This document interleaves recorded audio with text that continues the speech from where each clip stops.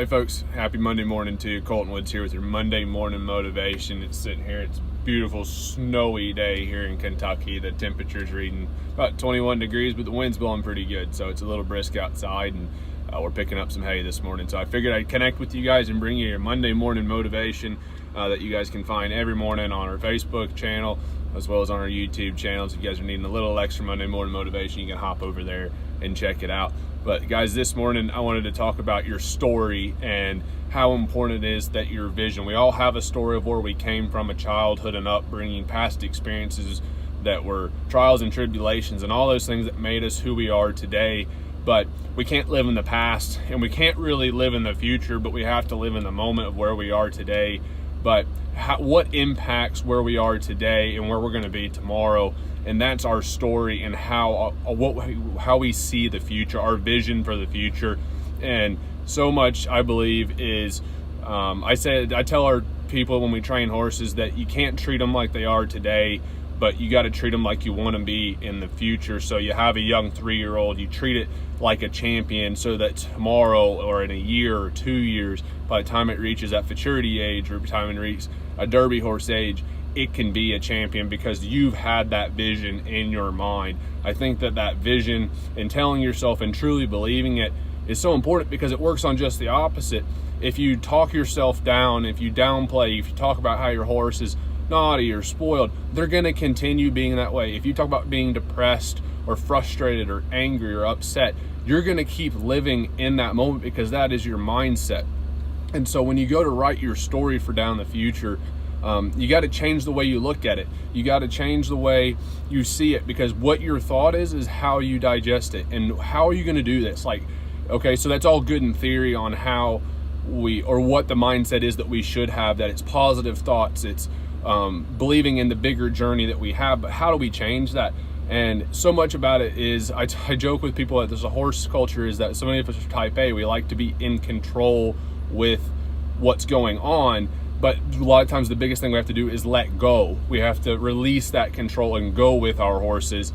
And so how do we do that? Well, it starts first thing in the morning. When you get up in the morning, you have to establish control of your day. And so what do you do? Everybody can do something that works best for them, but what have I found that works for me, that I think as I listen to podcasts seems to be a lot of things that a lot of successful people are doing, is that the first thing you do is you get up and you hit the alarm and you hit your feet hit the floor, excuse me. You don't sit there and lay in bed and scroll on your phone for too long, because why? If you get on Facebook and you're looking at you're just subconsciously or unconsciously taking in information.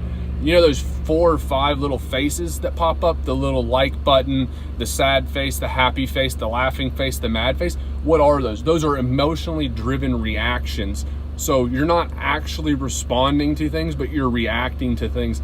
And that's what happens when you have a bad mindset, when you're angry, frustrated, depressed, sad, upset, whatever it is. Those are emotionally fed deals.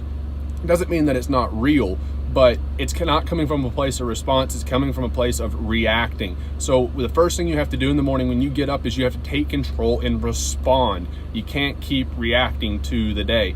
So what do I get up and do? I get up in the morning, I go downstairs, I start the coffee, and then I head over and I do some basic breathing exercises, meditation stuff, physical exercises, stretching, and usually in with a cold shower to get my day started.